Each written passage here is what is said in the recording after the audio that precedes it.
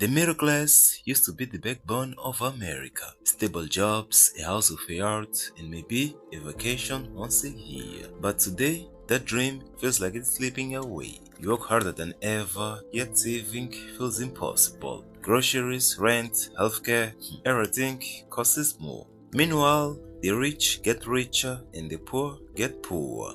But why is this happening? And more importantly, what can you do to escape this financial trap before it is too late? Let's break it down.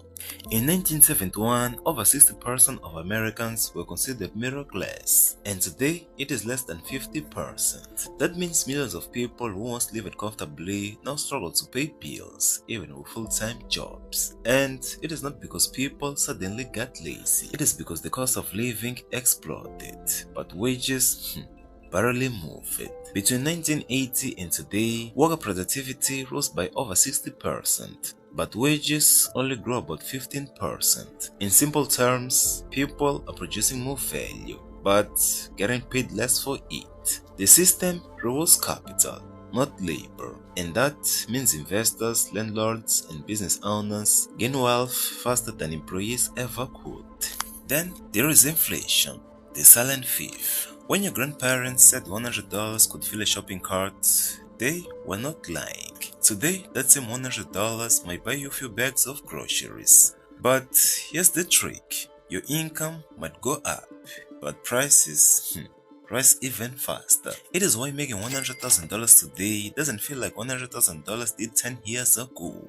Inflation erodes purchasing power, slowly, quietly, and relentlessly. And when you combine inflation with stagnant wages, the middle class gets crushed from both sides. To cope with rising costs, Americans turn to debt. Credit cards, car loans, student loans, mortgages. The average American now carries over $100,000 in total debt. And here's the trap.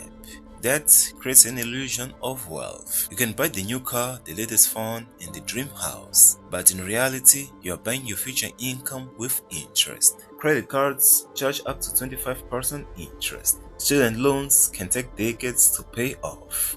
And what about mortgages? They can drain half of your income for 30 years. It is no wonder so many people feel like they are working just to survive, not to live. And while the middle class is drawing in debt, the top 1% is building more wealth than ever. Why?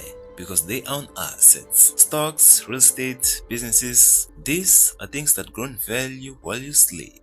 Meanwhile, most people only own liabilities, things that cost money every month. This creates a self-feeding cycle. The rich invest, their assets grow, and they buy more assets. The middle class consumes, their debts grow, and they work more to stay afloat.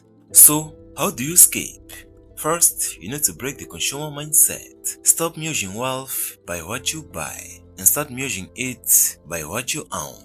Second, learn how money actually works. Understand taxes, investing, and compound growth. Third, create multiple income streams. Relying on one paycheck is dangerous. So start a side business, invest in index funds, or build digital assets that pay you long after the work is done. And finally, live below your means. Not because you are cheap, but because it gives you control. Control to invest, to save, and to say no when the system tries to trap you in endless payments. The middle class isn't gone, it is just evolving. The new middle class isn't defined by salary, it is defined by freedom. Freedom from debt, freedom from financial anxiety, and freedom to design your own life on your own terms.